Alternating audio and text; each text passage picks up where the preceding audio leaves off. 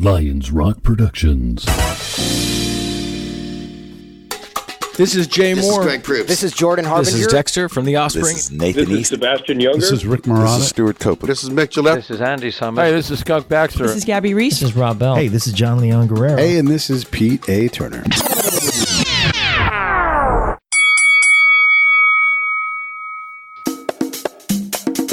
And now, the Break It Down Show with John Leon Guerrero and Pete A. Turner. This is Mike Lipari, once again hosting Album Fight for the Break It Down Show. And we have once again brought you one hell of an album fight. We have been working behind the scenes on 12 different mixtapes that are all cover songs. Through our preliminary rounds, we've taken our 12 lists and narrowed it down to our semifinals, where we have 4 lists left. The lists are still quite anonymous right now.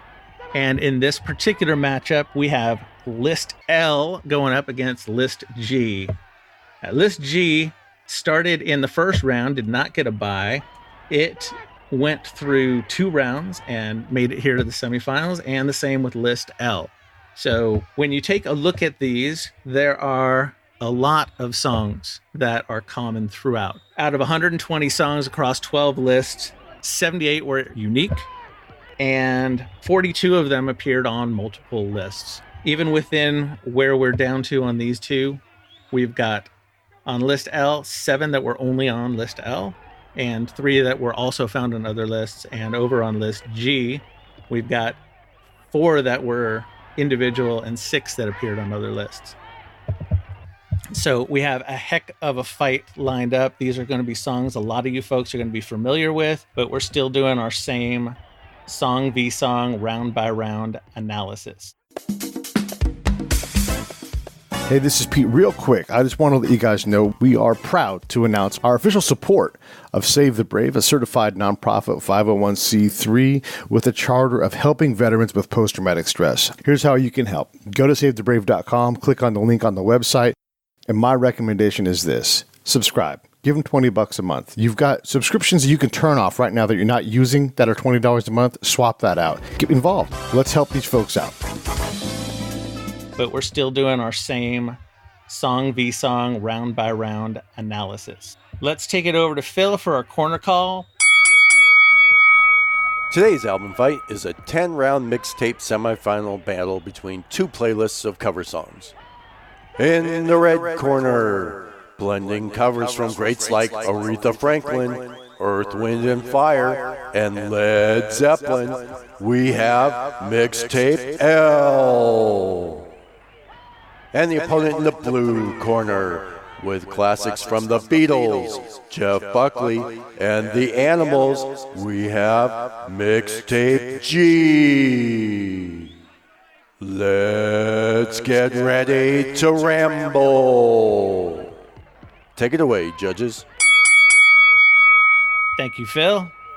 And as always, before we go to our judges, we have the ever-talented Richard Lackie doing our pre-fight analysis. So Richard can give us the numbers and see if his predictions come true. Richard, what do the numbers tell us?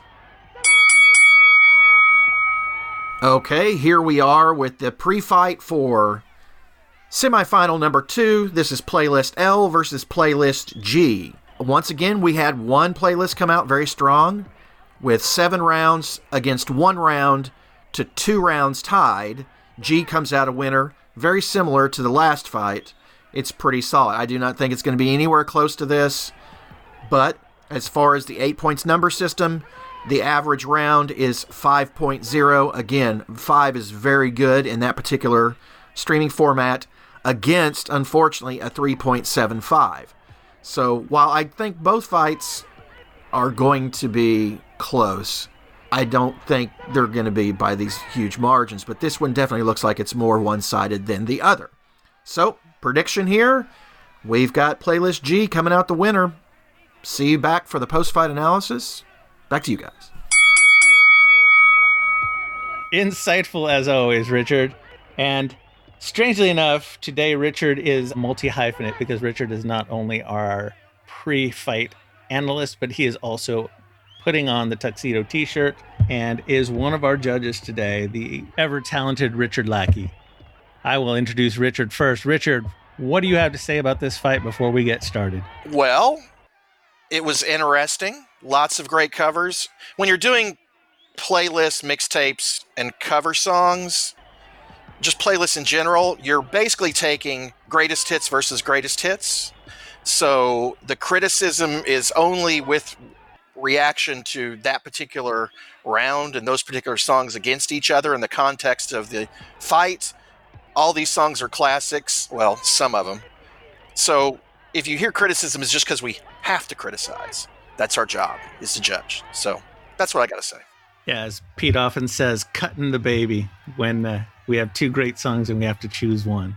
We have also in their fancy tuxedo t-shirts, two new judges for the first time on Album Fight. I will introduce them. We have John Hedstrom, a.k.a.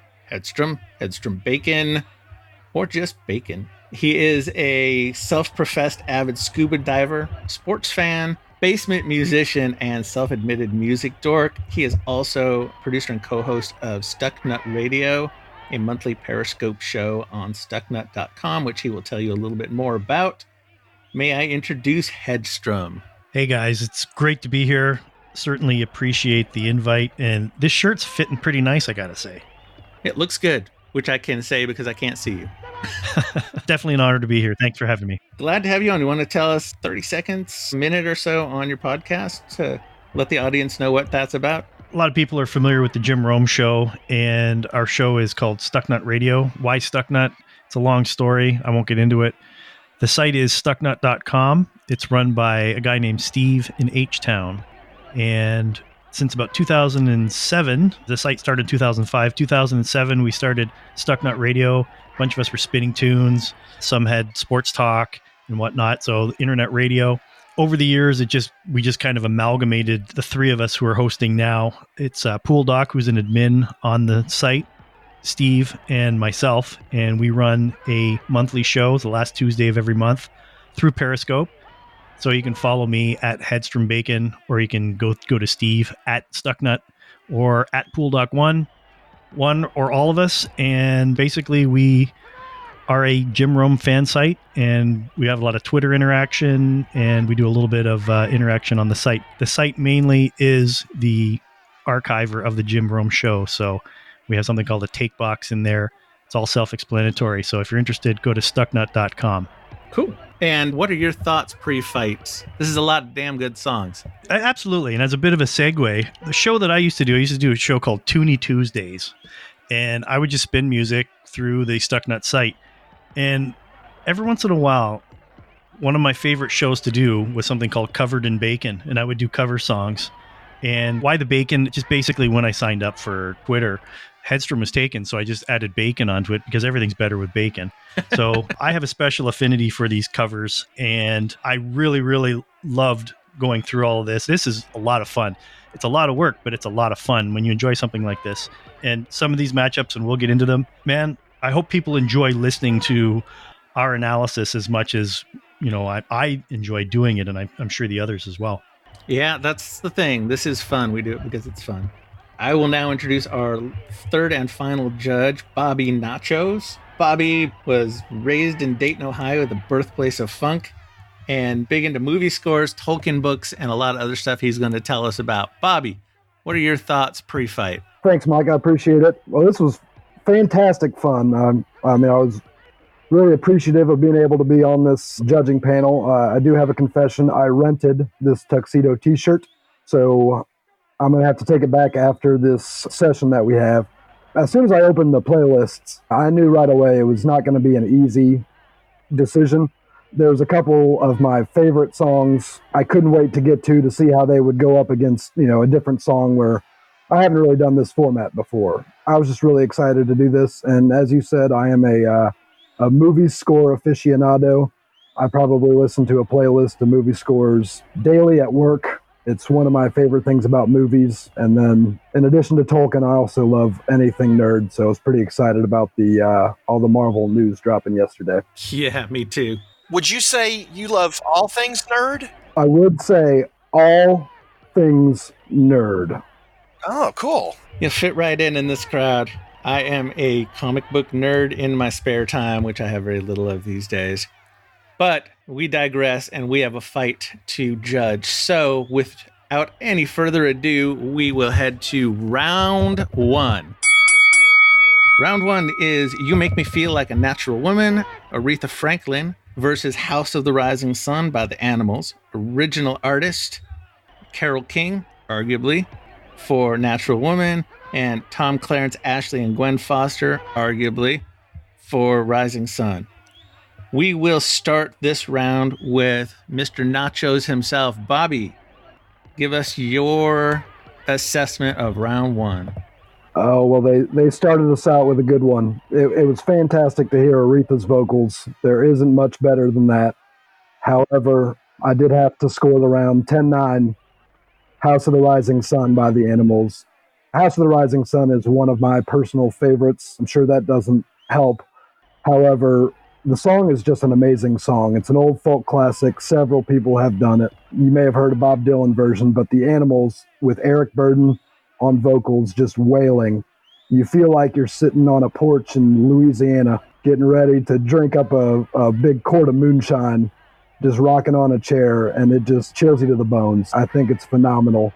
That old folksy organ just nails it. I think I might have been alone thinking that, but House of the Rising Sun was one of the stronger covers in the entire bunch. I don't think a lot of people would disagree with you looking at these songs. It is a great cover. Next up, we've got Richard.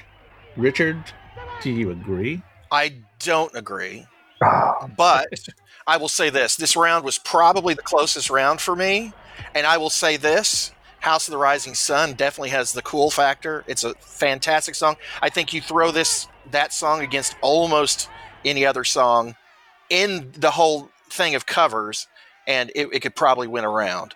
That said, how can you go against Aretha? You can't go against Aretha. I mean, it's just the way it is. Now, I will say this, and we discussed this a little bit beforehand. There is some question about how much of a cover that song actually is, given that the Carole King version was recorded 4 years after this one, even though she did write it. So I had to go with Aretha. Have to. Just that voice. You have to. Can't blame you, Richard. Yeah. It's not a knock against House of the Rising Sun either. It's freaking Aretha, you know? So 10-9 for Natural Woman. Awesome. So we have a split. So Hedstrom, you are the tiebreaker for this first round. What do you have to say?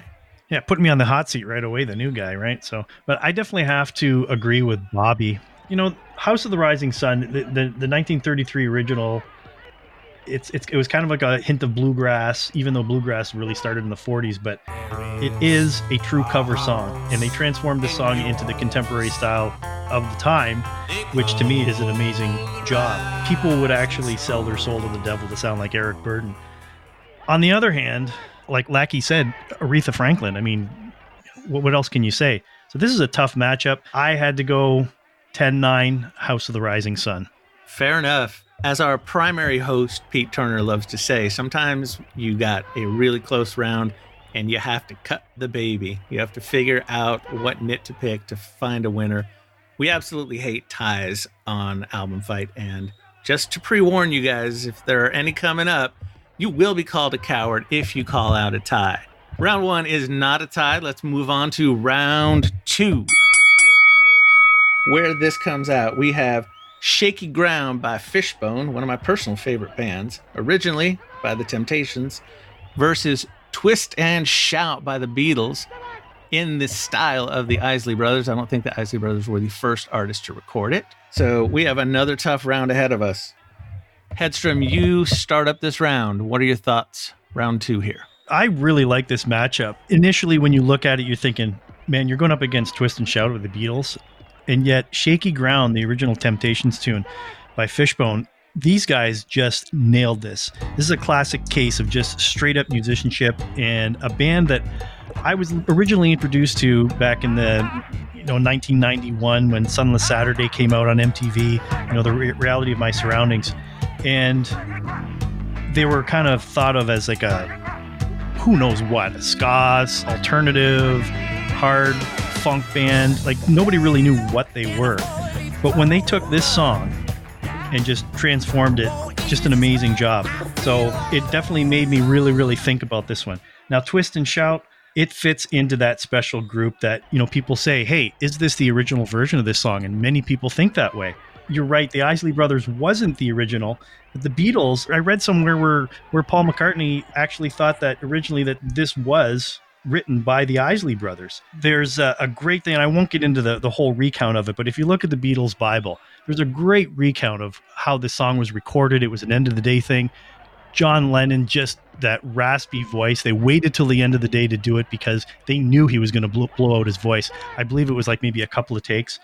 But this song is just an icon.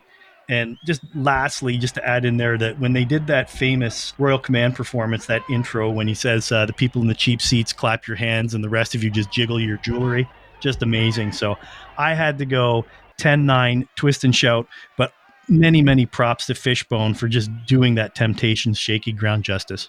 I love your assessment, Hedstrom. We are heading to Bobby Nachos. Bobby, what do you think? Twist and Shout versus Shaky Ground.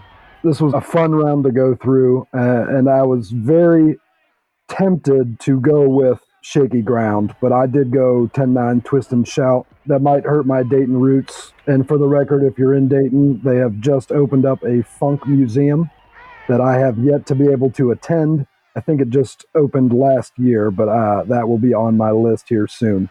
But Twist and Shout, it's a classic. You put it on and you're immediately taken somewhere. The vocals with Lennon just going and going and going. That real clean guitar riff that you just know what it is as soon as you hear it. You'd go back to Ferris Bueller's Day Off at the parade and you can just feel it going. I didn't think it was that close, even though I did feel for a moment Shaky Ground had a chance. But Twist and Shout, it's amazing. Hard to argue with that. Your score was 10-9? Yeah. 10-9. Okay. And closing us out, Richard. I hate to be the reluctant contrarian here, but I went 10-9 with Shaky Ground, and here's why. A word used in the first round by one of our other judges was transformative, and I love that because I wrote down kind of a list of like 5 things about what makes a great cover song, and number 1 is it a literal or transformative version of the song? I love a transformative cover song. So with that said, I think Shaky Ground does that a little bit better. Twist and Shout is a very literal cover, with the exception of John Lennon's incredible freaking vocals. Again, this round is super close. It's not that I'm saying anything really bad about Twist and Shout, except I will say this. It hasn't quite aged as well as I remember in my head, especially comparing it to Shaky Ground, which sounds older, but it sounds contemporary. It's transformative, and I just think they did more with their cover, and that's the reason why I gave it 10-9 for Shaky Ground. Fantastic. Funk is forever. Yeah, I know I have personally screamed myself hoarse doing karaoke of Twist and Shout, and I'm sure anyone who ever does karaoke has done the same. That is one heck of a song. That takes us to round 3. Round 3 is Got to Get You Into My Life by Earth, Wind, and Fire, originally done by the Beatles, versus Walk This Way by Run DMC, originally done by Aerosmith. Richard, you get to start us off on this round. Oh boy, John and Pete are going to be so mad at me. Oh, okay. First of all, I have a bad history of dumping on Earth, Wind, and Fire, even though I respect the hell out of them, but I don't like this version of this song at all. I just don't. It suffers from exactly what I had a problem with. One of the earlier fights with Earth, Wind, and Fire, it sounds like a theme song for a TV show from the 70s. It's that very 70s R&B, but it's like super duper overly cleaned up and everything, and it just sounds like something you'd hear on the Love Boat. I can't. It's a great song by the Beatles, and to me it doesn't really do it the justice unless you're like in the grocery store listening to the Muzak overhead. So sorry, Earth, Wind, and Fire. You guys are geniuses, but no.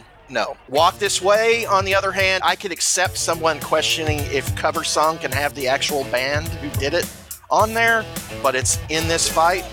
And one of my big points I always bring up in fights and in songs is historical perspective and the importance of this song, whether you like it, whether you don't like it, whether you think the original's better or whatever. This song was a paradigm shift for MTV and for music. in its time period. Rap was not even a consideration back then, especially in places like MTV, and it was niche at best. This opened up rap to a lot of white suburban kids. And it also, for those of us old enough to remember, Aerosmith was pretty much written off at this time. They tried a lot of comebacks, but the music and the cocaine just kind of didn't let it happen. And this helped create the Aerosmith that we got from the late 80s in through the 90s into the 2000s. It became this superstar act that they always kind of once were and kind of deserved to be. Yeah, you're right. Again, as far as calling it a cover, I can accept that as an argument from somebody, but again, it's on this list. I say historical perspective is a big thing with me, and also fun factor, and also the fact that I just cannot stand that Earth, Wind & Fire version. 10-9, walk this way. Sorry, Pete. Well, everybody's welcome to their opinion, Richard, and the whole thing about this, the human factor always plays in when we pull the judges in. So, totally fair. Hedstrom, you're up. What do you think of round 3? I got to tell you, Lackie just segued me right into this, because just as you're not a fan of Earth, Wind & Fire, I am not a fan of, I got to say, Run DMC. And I know this is going to be a very unpopular opinion, but I am certainly not a fan of Rick Rubin, whose idea this whole thing was. This entire song, Walk This Way, was a complete ruse. I mean, I realize there's a certain art to sampling and whatnot and all the rest of it, but Aerosmith were on a decline. This just reeks of making this song for all the wrong reasons. I don't think it even would have been popular without Spike Lee's video. It also spawned the vomitous mass that is nu metal later on, okay? I'm a big fan of the old Aerosmith, and you said it yourself. This actually created the more commercial Aerosmith, which personally I just really can't stand. Oh, we agree 100%. They're terrible. Yeah. Don't get me wrong. Right. No. But you really segued me into that, so you made it easy for me. Now, getting into the Got to Get You Into My Life, I hear what you're saying. It kind of sounds like a show tune in a way, but I think that this is actually the way that Paul McCartney intended the song to sound like. Oh, shut up. No. God damn it, no. Now, hear me out. He wanted a groovy song, and he needed Earth, Wind & Fire to groove it up. That electric piano, that solid, unassuming lead guitar work, and then you hear the horns, right? I understand what you're saying. But maybe it's just my dislike for Rick Rubin, but I had to go 10-9 for Got to Get You Into My Life. I'll agree with you here, Hedstrom. Be the opinionated host for once. Bobby, take us home on this one. Who do you agree with? Oh, putting it on me. I guess I am going to play the Aerosmith apologist for their commercial music, because I thoroughly enjoy even their later stuff. I know that probably isn't one of the most popular opinions. I scored at 10-9, Walk This Way. I just think that the song itself was made for hip-hop.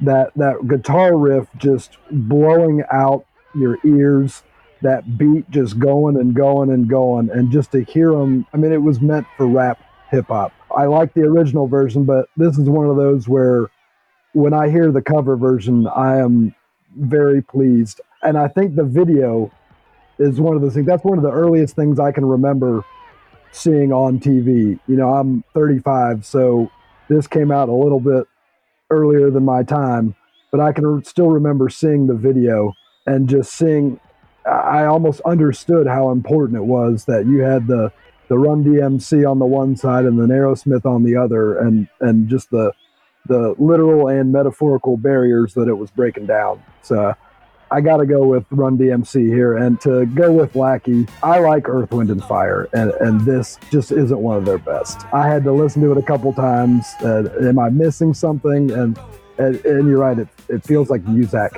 It feels like that there's something left out there, like they don't really want to be doing this song. I don't know how strong Run DMC Walk This Way is, but it was definitely stronger than Earth, Wind & Fire here. And also, I want to point out there'll be free drinks on the Lido deck later for anybody who wants free drinks. Will Isaac be there serving drinks? With both fingers pointed right at Isaac giving the pistols. Oh, yeah. All right, thank you, guys. Round 3 is in the books. Let's move on to round 4, where we have Perfect Day by Duran Duran, originally by Lou Reed, versus Ball Confusion by Love and Rockets, originally from The Temptations. And I will, before we go to our first judge, I will let you know that the person who submitted this mixtape was looking for a couple of extra covers, and I floated this one to him. So if you don't like it, this one might be my fault, not the original maker of the list. With that prompt, Bobby, you're up first on this one. Thank you, Mike. This one wasn't too tough for me. I actually wasn't familiar with Ball of Confusion when we first got the lists. I had to look up both versions. I didn't hate the song. I just don't see it as being one of the stronger ones. And then to go up against Perfect Day by Duran Duran. I mean, that Lou Reed version, the original, is such a fantastic, slow-moving, drawn-out, it's a deep breath the whole way. And it just builds and builds and builds. And the vocals in Duran Duran, they're one of those few bands where you can say, add a little Duran Duran to it and you know what it means. It just got Durand, I guess would be the term. And they did a great job. It's a perfect song to go with that style. And I didn't see much issue giving this a 10-9 Perfect Day by Duran Duran. All right. Next up, we have Richard. Richard, agree, disagree? No, I'm going to agree here because I love Love and Rockets, but this song is garbage. And it is... All right, here's the deal. When you are going to work outside of your genre, don't try to copy that genre, especially if it's a weak point, because them trying to kind of pseudo-rap, it sounds like a dad in a minivan trying to bond with their kid, so he puts on Drake and tries to sing along. There's just nothing cool. Love and Rockets are cool as shit, and there's nothing cool about that song. It's terrible. Now, Duran Duran, this is a great, great cover. I like what's already been said about it because the good thing about a cover is if it captures the essence of the song, but puts some kind of different take on it, whether it's the vocals or the band. But there's something about the original song, Perfect Day, that's kind of depressing. And it's kind of ironic what he's singing and everything. And then Duran Duran, through their instrumentation and through the vocals, kind of give it a very sincere, almost positive spin. And I just think it's just a really great version of a fairly literal translation of a song, but where just the artist or the way they come about doing things makes it something new. Again, I'll go back to the word transformative. It's just a smart cover. This is a knockdown, 10-8. Ooh, for Perfect Day. Our first knockdown of the fight. Well stated, Richard. Last up for this round, we have Hedstrom. Agree or disagree with your compadres? I'm going to disagree here, boys, and I'll tell you why. Perfect Day basically shows what 25 years of sound quality and technology does for a song. And that's basically all they did to that song. Lou Reed wrote a beautiful song here, okay? Classic case of a covering band that it's a song that they would have never written, which is nice. I like to see that. This entire album, which was out in 95, called Thank You, was a flop for these guys. They were trying to basically run on the back of their self-titled album from 93, where they had Ordinary World was on there. They were going for that sound. This is not Duran Duran, which, you want to see some kind of like, is this really the Duran Duran that we liked back in the Rio days and things like that? I mean, obviously they evolved, but I didn't think that they really did very much to the song for me personally. But also, I have to admit, I'm not a huge Lou Reed fan. So if you're a big Lou Reed fan, I can see why you would lean towards this song. And oddly enough, Duran Duran actually did a version of Ball of Confusion for that Thank You album that this song was on. That was a piece of hot garbage, let me tell you. As far as Love and Rockets, Temptations, Ball of Confusion, there's been a couple dozen versions of this song. I think what Love and Rockets did with this was they expanded upon Tina Turner's early 80s version of it. They tightened it up, and they were basically able to maintain the funk of the song. And I know Lackie's going to disagree with me, which is fine. Everything's subjective. 110%. There's 110. Nice. Okay, I'm doing my job then. There is no funk in that. None. This was the blueprint for the band's evolution out of their gloom and doom Bauhaus days. Loved Bauhaus. I was a big fan of that sort of era, but I gave it 10-9, Ball of Confusion over Duran Duran. Just, it is what it is. Fair enough. Definitely fair enough. I'm a huge fan of Love and Rockets myself, which is why I recommended this one to someone who's looking for a couple of extra songs. And this is actually the song that got Love and Rockets together, if you guys didn't know. They were talking about doing a Bauhaus reunion, and Peter Murphy, the singer, never showed. So they just started jamming to this old Temptations song that they knew and ended up laying down the demo. And that's what led to Love and Rockets becoming a band. So a little bit of history there. While I appreciate the song, I think I'm a robo. In this case, I am a CompuBox robo score only, but I went with you guys on Duran Duran over Love and Rockets as well. Moving on to round 5. We have When the Levee Breaks by Led Zeppelin, and arguable who the original artist was, but the best I could find online was Kansas Joe McCoy and Memphis Minnie, going up against Nothing Compares to You by Sinead O'Connor, original artist or writer, depending on your perspective, Prince. Hedstrom, you get to lead us off on this tough round. I got to be honest with you. This one was not as tough as some people might have found. To me, this is, again, the controversy of what's a cover and what's not. But the original version, you have to listen to the original version and then see what Zeppelin did to it. They're taking it to the next level, which is that transformation. We're going to hear this word a lot, transformation. This has all the components of what Zeppelin represents. And then, yeah, there's that little bit of controversy of how much did they actually write, how much did they, Memphis Minnie actually does get a writing credit on there. The effects are just legendary on this. They're not overdone. The droning harmonica, the droning guitar, it's just sinister. And just shout out to our boy, Darren. He is the poet laureate, but I'm going to get a little poetic here and just say that basically, I mean, the way that you hear that, the iconic drums, just the pounding of it, those are the waves against that stone and concrete that just really have no chance against Mother Nature. And just the sound of the harmonica and the guitar, that surge that's just making its way forward. This song is just a classic. And to be honest with you, Nothing Compares to You. The commercial success of this song is undeniable. Again, I'd mentioned it before. It's not something that the artist would have written themselves or would have come up with. The problem with this song is it's just out of its weight class. I mean, we're talking a heavyweight versus a welterweight here. Bonzo's drums alone knock this one out. I'm going knock down 10-8 When the Levee Breaks. Sorry, guys, that's not misogyny. It's just a fact. When the Levee Breaks takes this one 10-8. Whew. So Sinead is on her back. That didn't sound right. Okay, Bobby, you're up.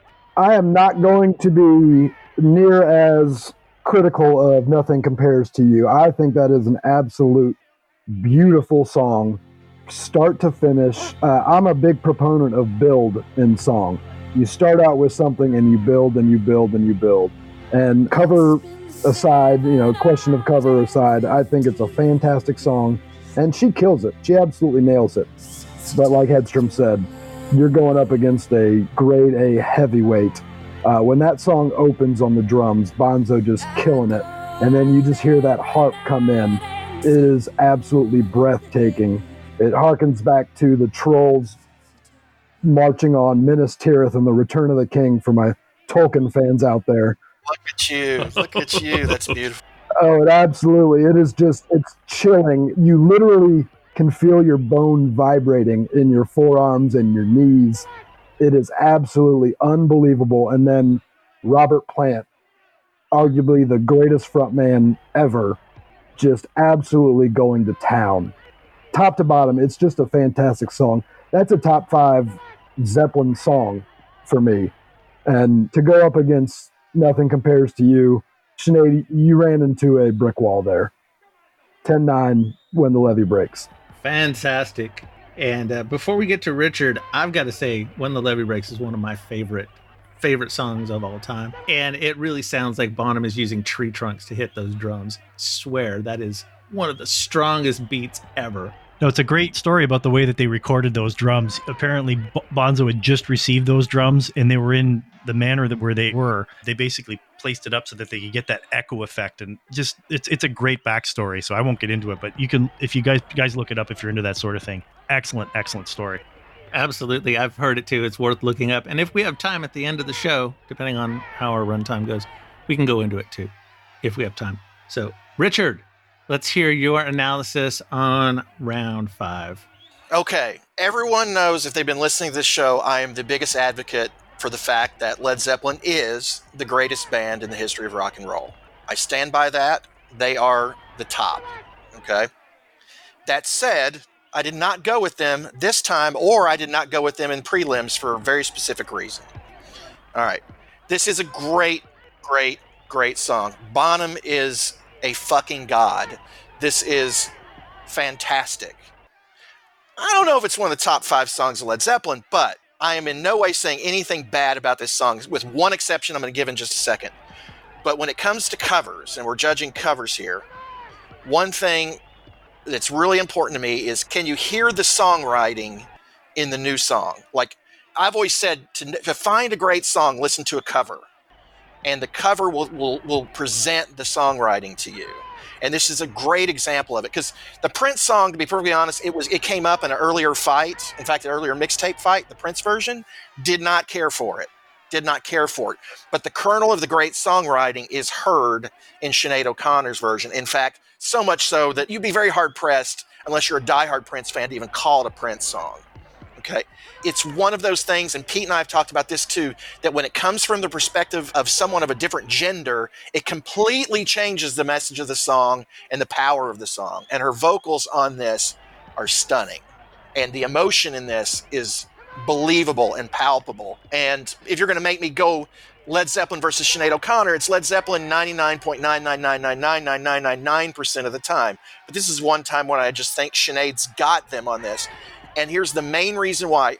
7 minutes and 10 fucking seconds?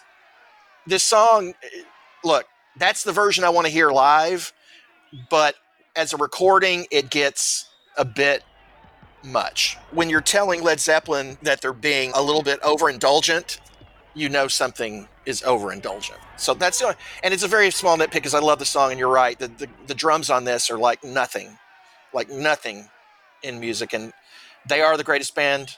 They just didn't win this round. For me, 10-9 for Sinead Lackie, O'Connor. you're picking nits on song length with a guy who likes Lord of the Rings and Yes. So in talking about this, it's the only thing I could think of where I'm just like, what's the weakness of this song? That's it. And look, you're talking to a guy who's into Zeppelin, into Metallica, into bands who do 10-minute. Rush.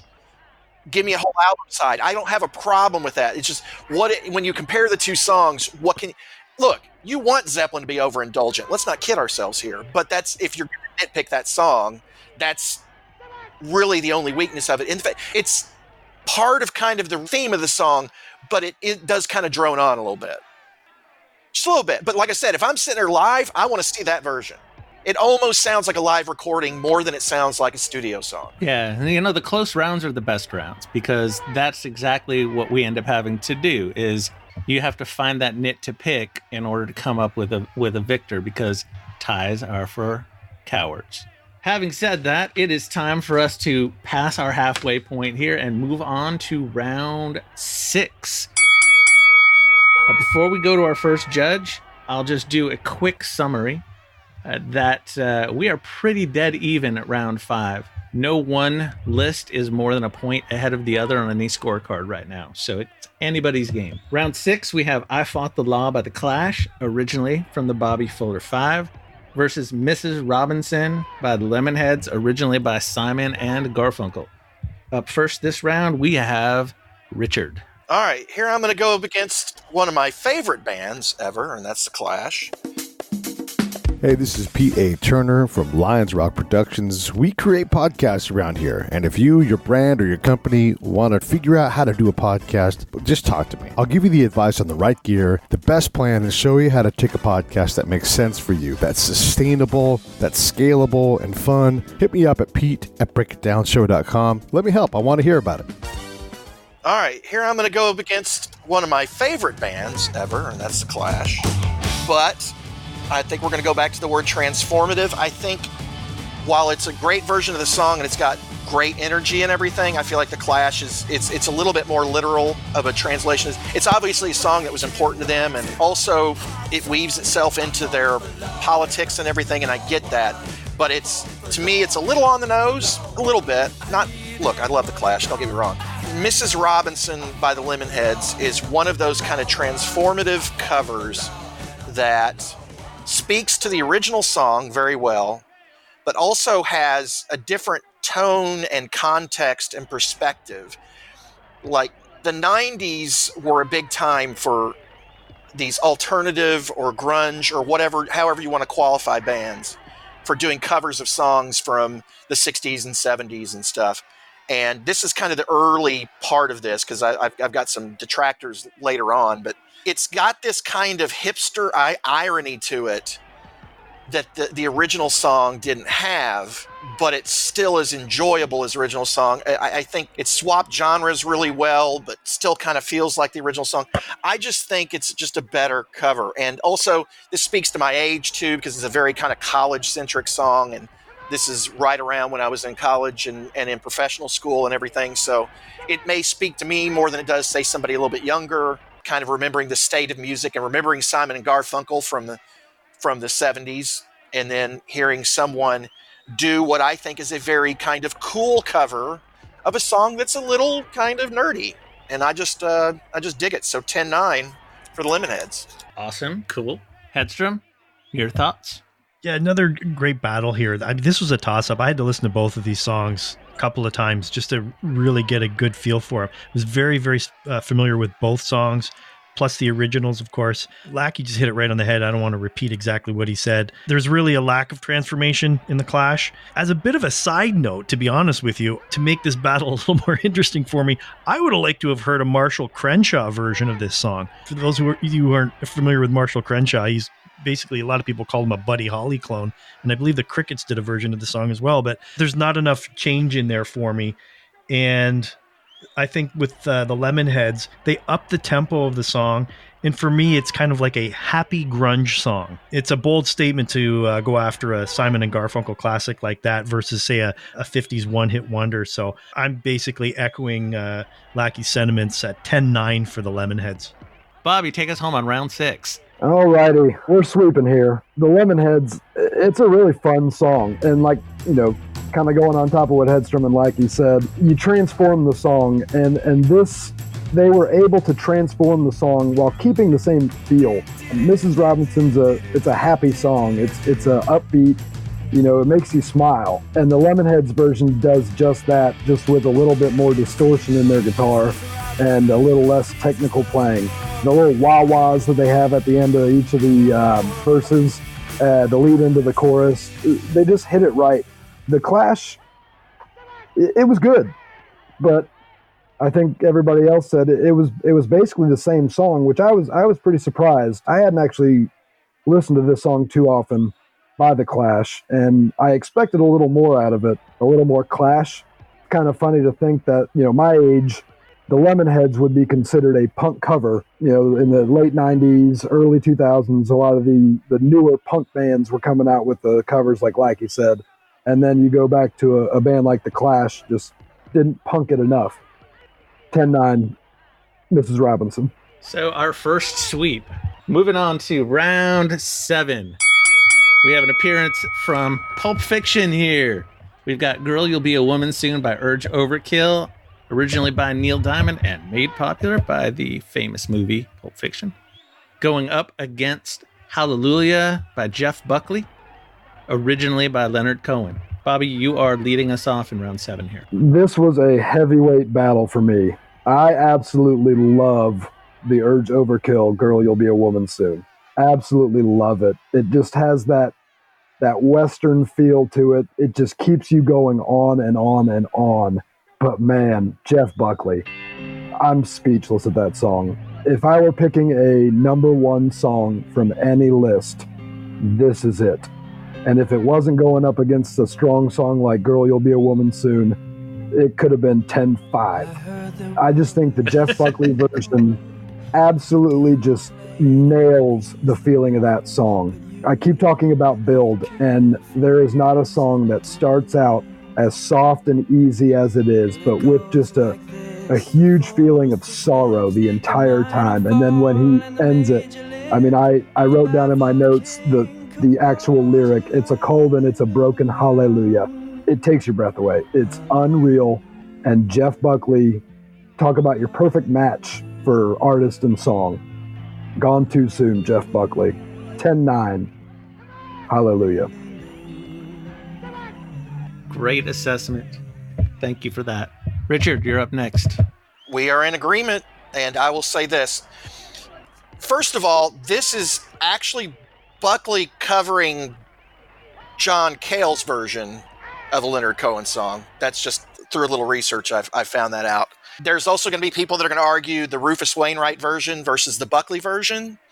They're very similar. One's on piano, one's on guitar, though. But this song, again, I'm not going to try to echo too much. This is a song that is about kind of spirituality and sexuality kind of at the same time.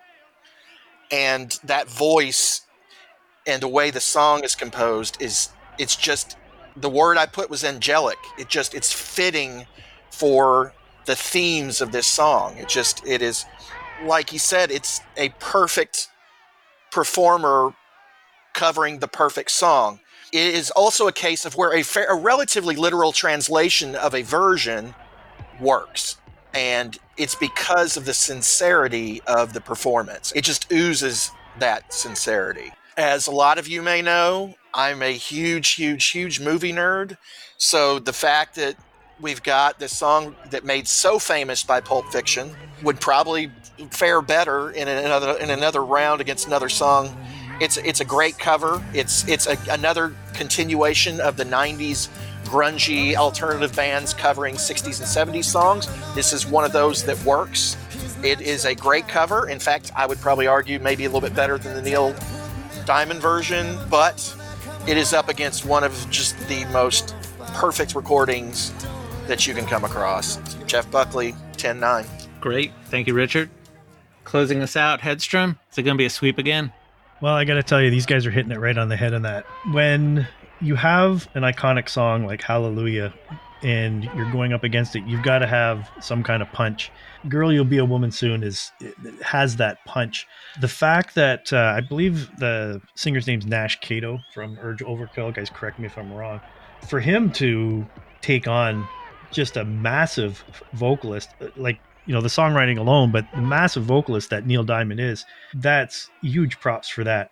And if I'm not mistaken, the song was actually covered before. It wasn't actually made for Pulp Fiction, which a lot of people thought.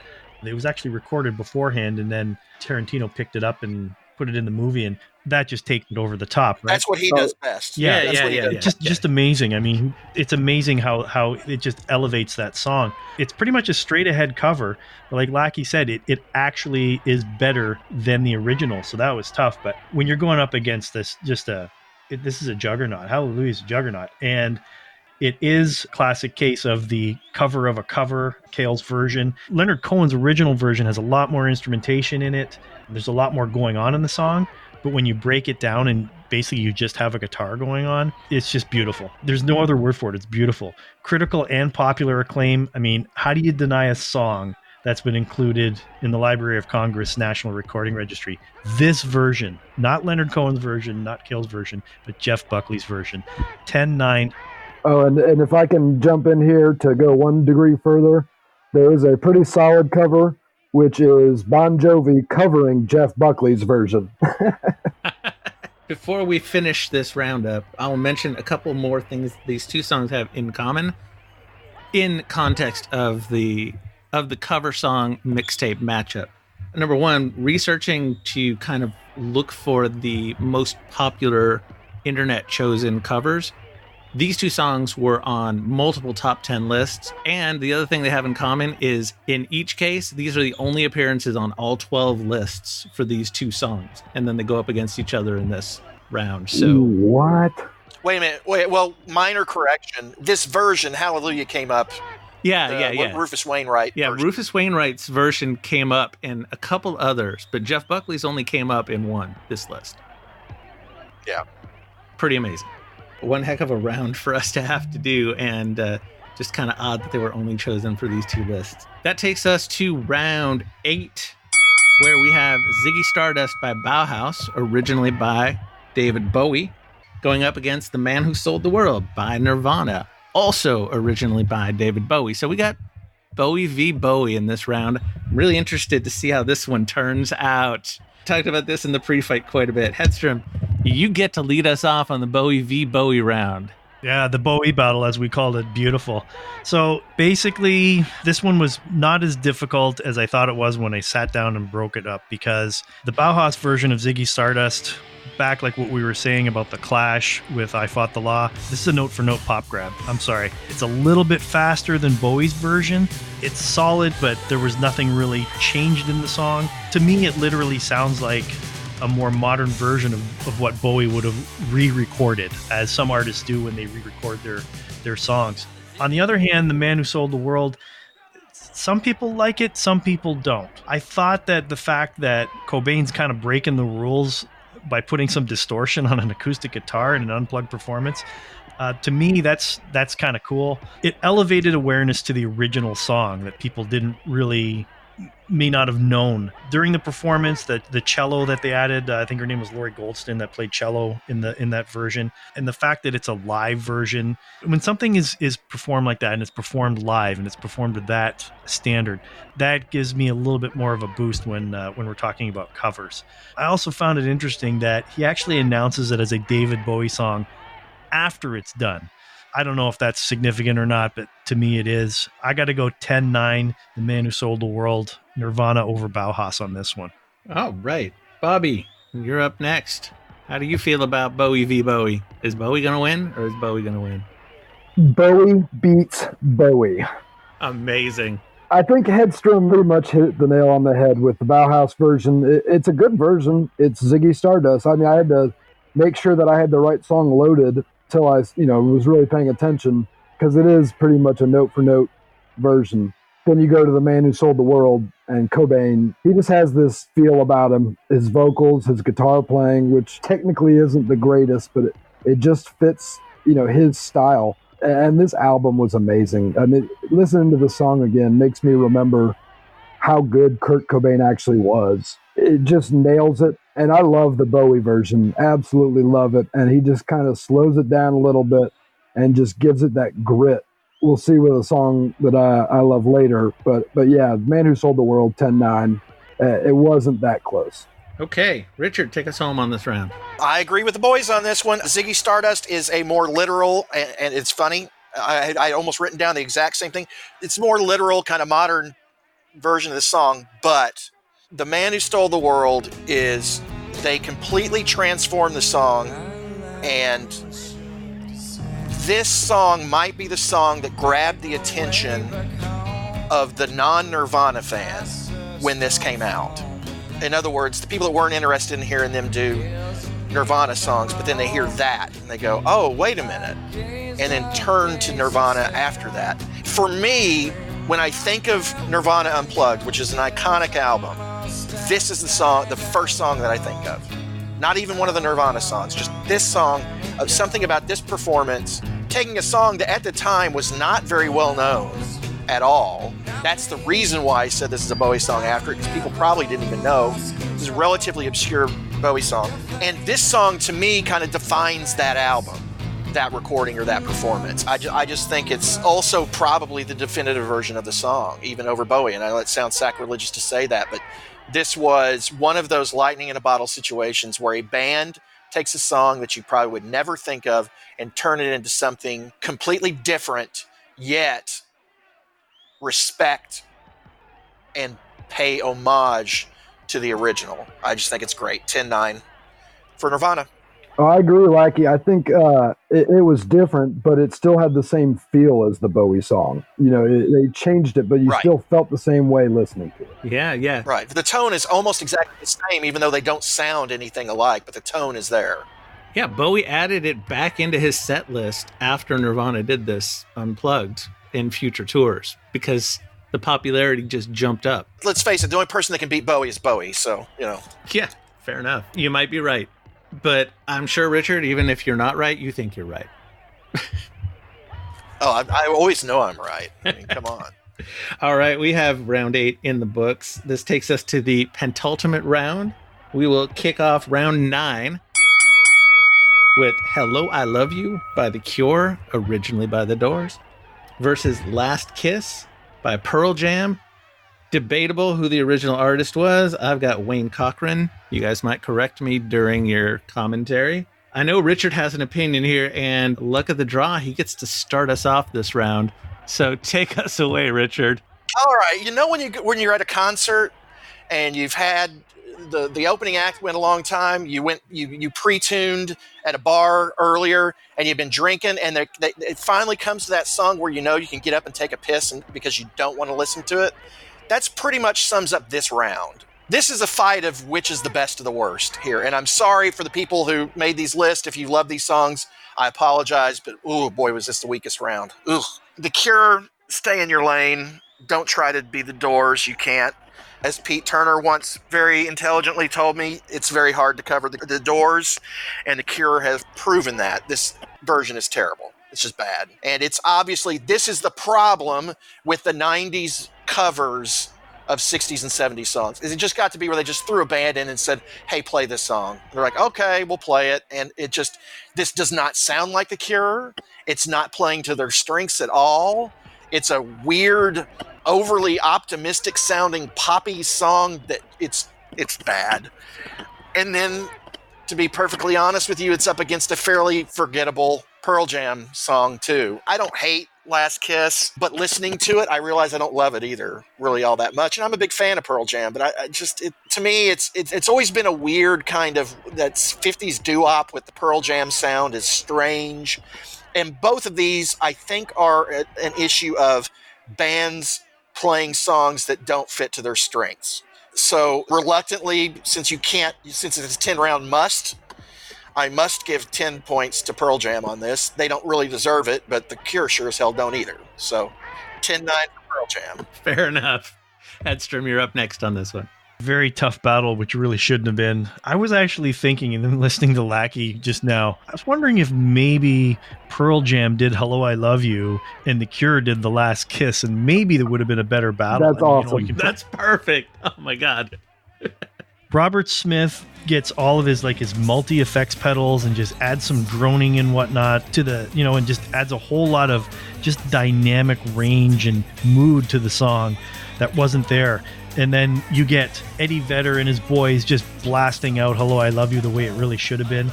But, I digress. It's kind of funny because Hello, I Love You, it was actually accused that they took the riff from All Day and All Night from the Kinks, which was recorded in 64. And this song was originally recorded by the Doors in 68. I don't know if there was any legal battle or not about it, but The Cure actually took it back to that All Day and All Night kind of riff, which was kind of interesting to me. This was so tough of a battle that, I had to give it to The Cure. The only reason was because I thought that they did a little bit more of a transformation to the song. Like Lackie says, they hardly deserve that. As far as Last Kiss goes, I actually enjoy the Cavaliers version much more than this one. It is what it is. I've said that before, but it is what it is. 10-9 to The Cure in a battle that was really, really kind of tough. And again, apologies to whoever added this to their list. It's just not great stuff right there. Well, we will, at the end, when we have a winner, I'm going to reveal who wrote these lists, so you can apologize directly to them. Oh, shit. Oh, great. Here we go. Blocked. God. I'm sure neither of these people are going to be too put off. This was all done for fun. Bobby, why don't you take us home? Pardon me while I take a huge shit on these two songs.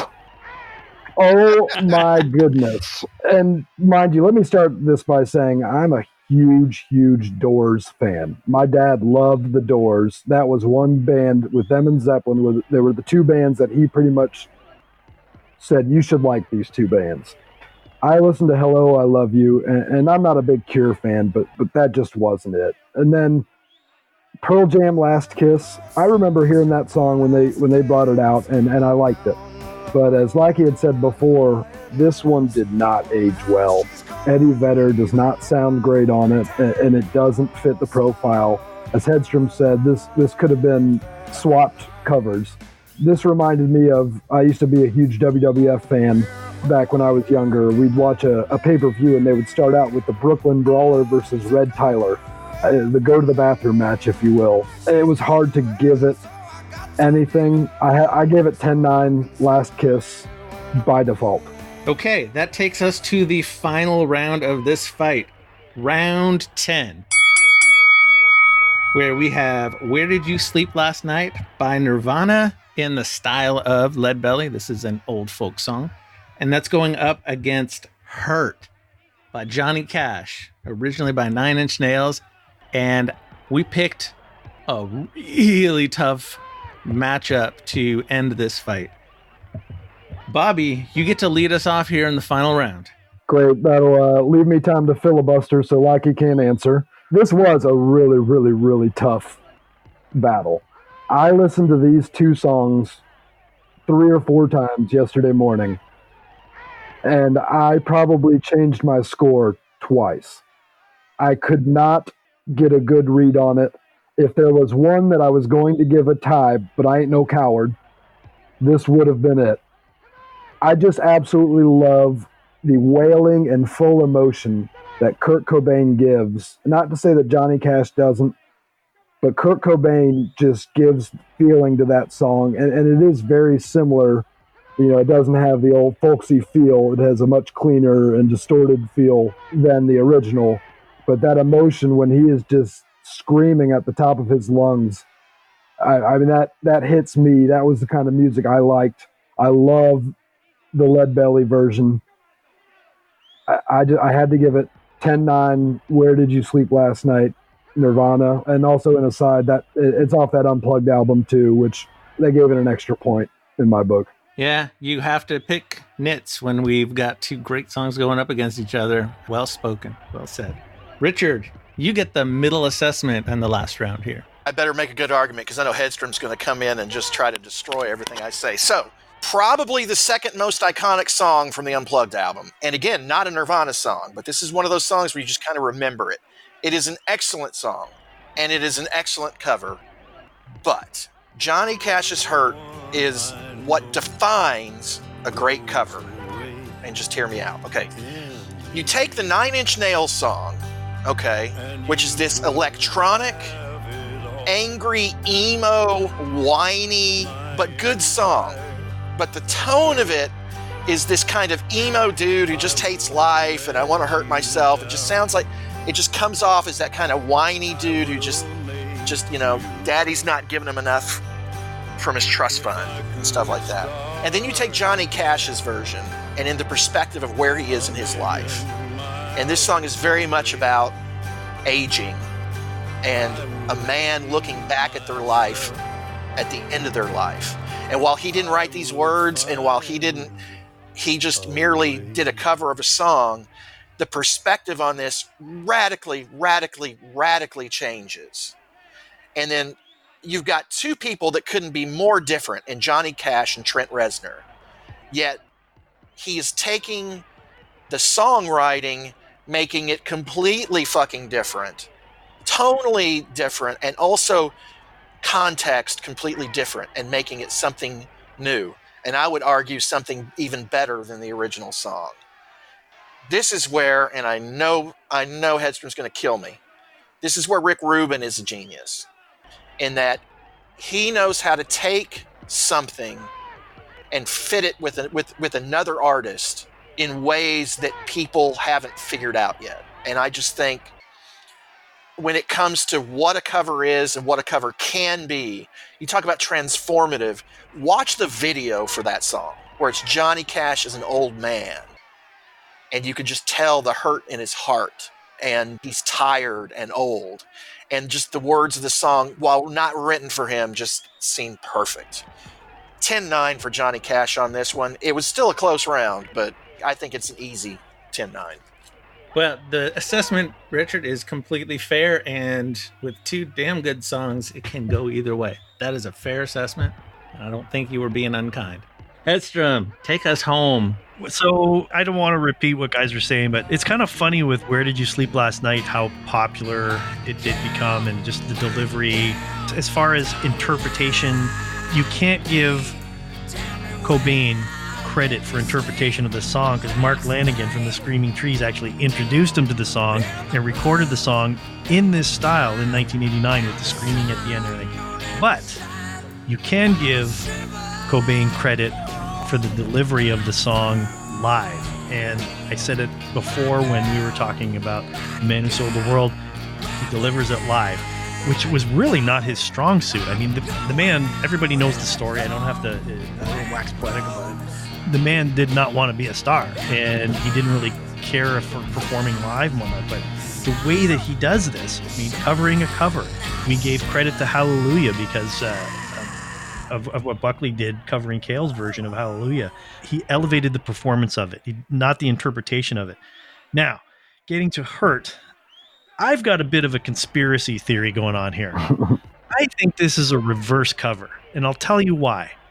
I think Reznor was thinking about Johnny Cash when he wrote it. So in essence, if you really think about it and you really, really twist it and spin it and just really think about it, Johnny Cash actually wrote this song. So is it really a cover? Through Reznor's mind? Exactly. He just basically willed him to write this song. And then at the same time, Lackie hit it right on the head. I'm actually going to agree with you here, sir. He did figuratively and literally change the song. There's a line in there where Reznor says, "I wear this crown of shit." And maybe for commercial reasons or whatever, the version that I heard, Cash says, "I wear this crown of thorns." That changes the perspective of that. That's a huge line right there. I don't care what anybody says. Mm-hmm. There's a big difference between a crown of thorns and a crown of shit. There's a big difference there. I don't want to get into religious and all the rest of it, but anyways, yes, it does have Rick Rubin's stink on it. If you look at the artists that he worked with, yes, he's won Grammys. Yes, he's got all kinds of awards. But the list of artists that he has, he's catching them at their time when they are on a decline, as far as I'm concerned. And I'm just not a fan of his style. It's very popular. No doubt he's been successful, and it's undeniable, but I just do not like his style. So I give it 10-9 for Nirvana for the delivery. Fantastic. And with that, we have a fight in the books. Before we go through the judges' final scores, we need to kick it over to Richard. Maybe you want to kick it over to yourself for your post-fight analysis. Richard. Okay. Post-fight analysis for semifinal number 2. Boy, is that Richard Lackie guy smart. I love listening to him talk. Anyway, just like semifinal number 1, the pre-fight numbers and the analysis showed a much bigger gap as far as the win than actually, kind of like my gut had told me. But this one is a little bit closer than semifinal number 1. In this one, the numbers had predicted a 1.33 to 1 margin for Mixtape G. In actuality, the judges had it 288 to 280, a bigger spread than the last fight, which was very close. And that ratio came out to 1.029 to 1. So it's still a lot tighter, but it was a little bit more significant in these fights. Anyway, semifinals were a lot of fun. Can't wait to see the finals. Got some bold predictions. I'm going to say right now, based on these numbers, let's just do it and let's get crazy. And before I do my pre-fight analysis, based on these fights, I think we might see a winner in mixtape number B. We'll see if the numbers come out that way next time when we do the finals. Back to you guys.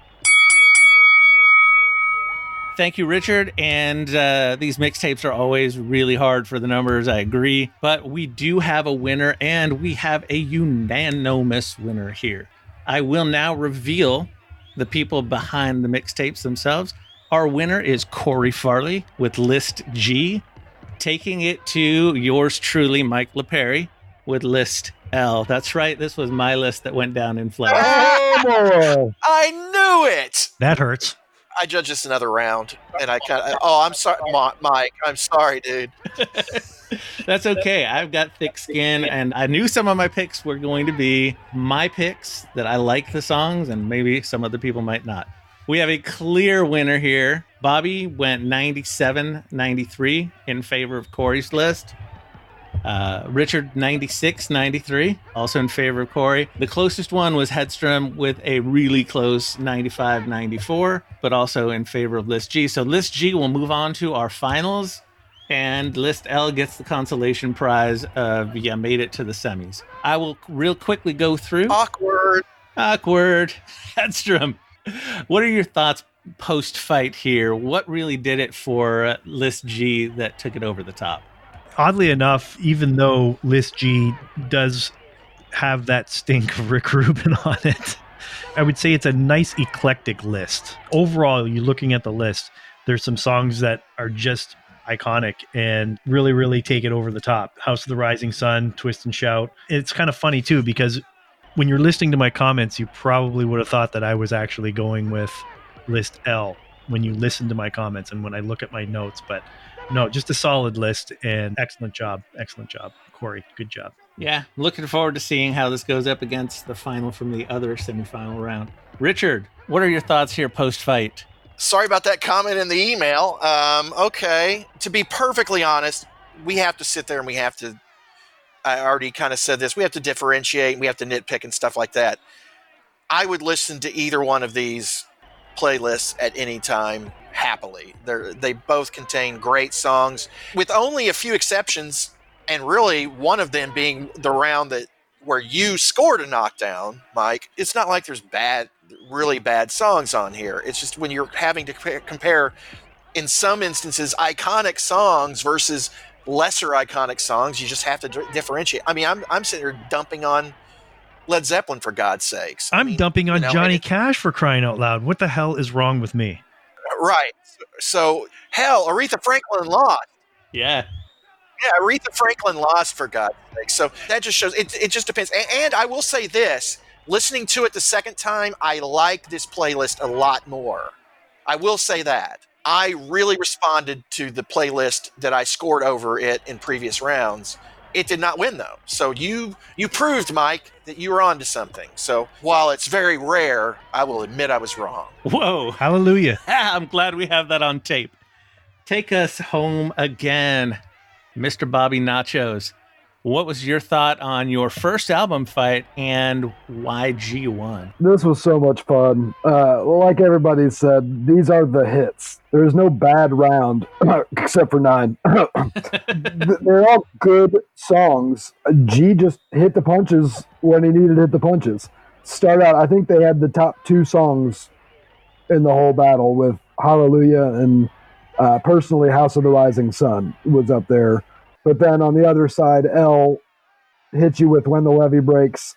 And I think Where Did You Sleep Last Night was just phenomenal. And yeah, like he said, Aretha lost. Like, how does that happen, even though I scored against Aretha? But this was just a fantastic time to listen to all these great covers. You know, when people cover songs, they get to choose what they're covering. They've listened to thousands and thousands of songs, and they choose what they want to do. Just tell the Cure to stay away from the Doors, and everything else is fantastic. I had a great time doing this. I really appreciate it. Well, I really appreciate all three of you, especially Richard, who subbed in at the last minute due to a judge having an injury, which I think that might also be the first time in album fight history. I will do the disclaimer myself, since I don't have anyone else to farm it out to. And our disclaimer is just this. We do this because we love music. We do the album fights because it is fun and it's a way to really dig in and enjoy music and maybe introduce songs or artists to the listeners when they've never heard them before. We're forced to pick nits. Sometimes we're forced to say things about some of our favorite bands just so that we can get through a round and not call it a tie, but we love these songs, otherwise they wouldn't be here. So thank you, listeners, for listening. Thank you, judges, for judging. And List G here will move on to our finals and go up against the winner of our other semifinal fight. Any last words before we close off, guys? Good luck to those judges, let me tell you. Yeah, we'll be recording later today. Sorry again, Mike. No worries, I have thick skin. Thanks for the invite, guys. I really enjoyed this. Well, thank you, and we hope to have you guys back again on a regular album fight where we'll take an album, put it up against another album. We've got a few in the hopper right now between Pete and I that are going to be some fun fights to judge. So once again, signing off. Thank you, everybody, and let's do this again soon. Thanks, Mike.